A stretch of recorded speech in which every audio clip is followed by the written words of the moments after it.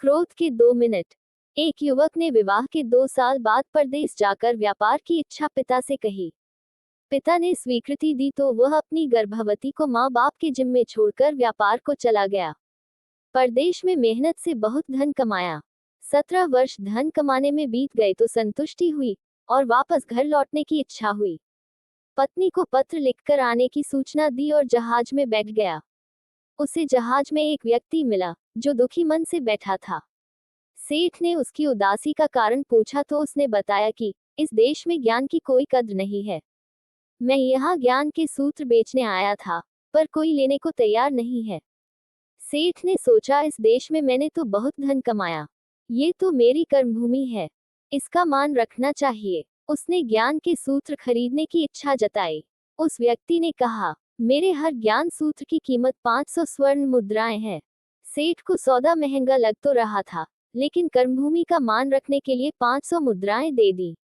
व्यक्ति ने ज्ञान का पहला सूत्र दिया, कोई भी कार्य करने से पहले 2 मिनट रुककर सोच लेना। सेठ ने सूत्र अपनी किताब में लिख लिया। कई दिनों की यात्रा के बाद रात्रि के समय अपने नगर को पहुंचा। उसने सोचा, इतने सालों बाद घर लौटा हूं, क्यों न चुपके से बिना खबर दिए सीधे पत्नी के पास पहुंचकर उसे आश्चर्य उपहार दूं। घर के द्वारपालों को मौन रहने का इशारा करके सीधे अपने पत्नी के कक्ष में गया, तो वहां का नजारा देखकर उसके पांवों के नीचे की जमीन खिसक गई।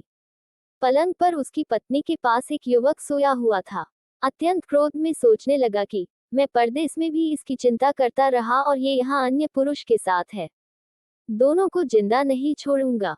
क्रोध में तलवार निकाल ली, वार करने ही जा रहा था कि उतने में ही उसे 500 अशफियों से प्राप्त ज्ञान सूत्र याद आया। कोई भी कार्य करने से पहले 2 मिनट सोच लेना।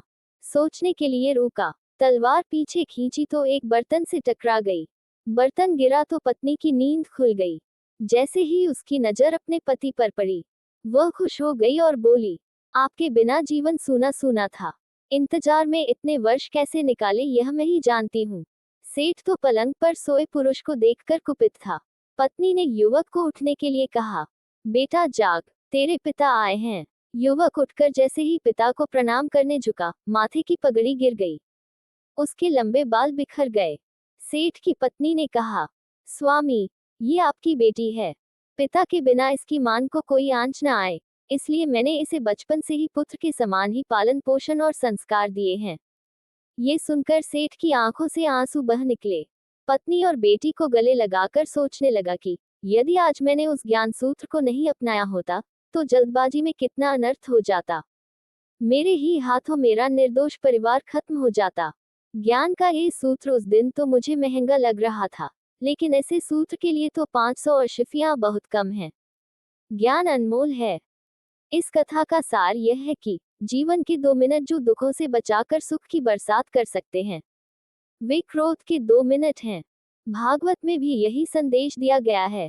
कहा गया है कि यदि तुम्हारे काम से किसी का बुरा होता है तो उस काम को एक दिन के लिए टाल दो। यदि उपकार होता हो तो तुरंत करो, ताकि कहीं उपकार का विचार न बदल जाए।